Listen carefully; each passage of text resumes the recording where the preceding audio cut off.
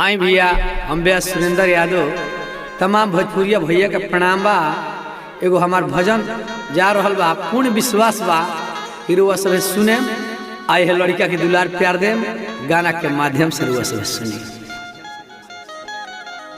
बिरहे निकल जाई जानवर कार्य करी है देखे दरसनवा।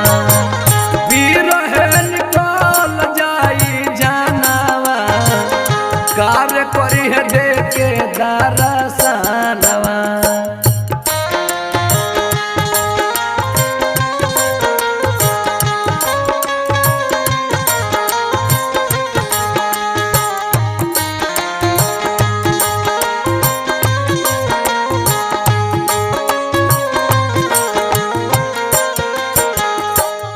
माता जानकी अशोक वाटिका के नीचे बैठल बाड़ी। ए भैया झरझर झरझर रोत तारी। कहली कि ए हनुमान जी ओह मलिकार से जाके कह दे कि बबुआ लक्ष्मण के कोनो दोष ना रहे, गलती हमार बा। कहली कि हनुमान जी दुनिया के मालिक से जाके कह दी गलती हमार रहे, मननी न बतिया अपने कारण हम काटिले ससतिया।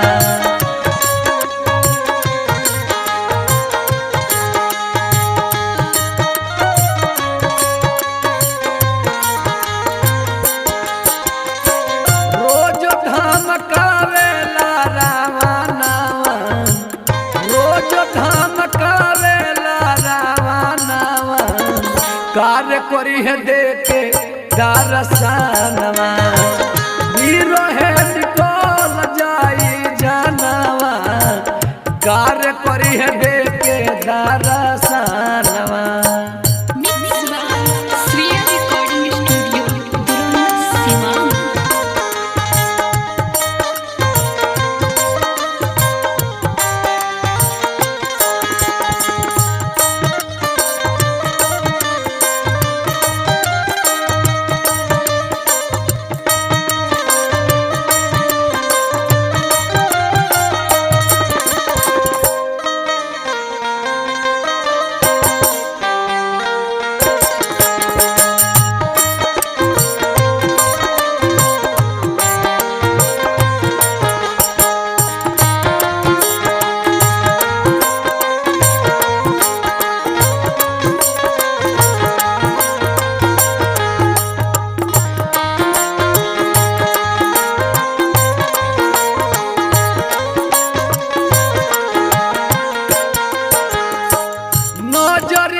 देखनी ना को रे जवा के भैया सुखिए के सिर की हो गईली सिया मैया।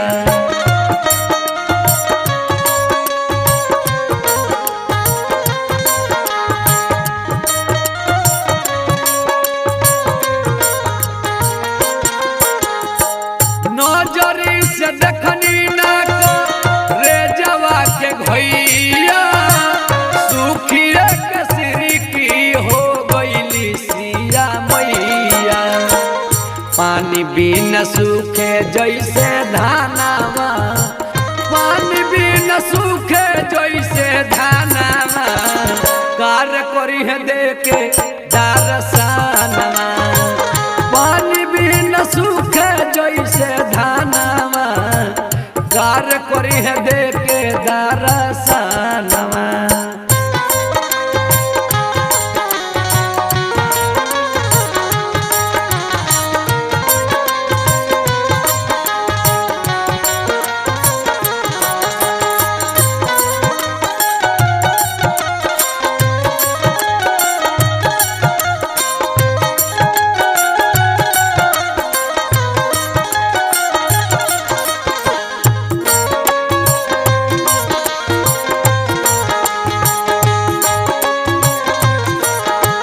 माता जानकी झरझर झरझर रोत तारी।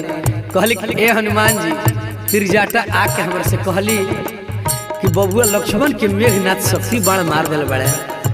तो रोत तारी कैसे कहतारी ए हनुमान कही हो श्री राम से रात दिन याद करे करुणा निधान के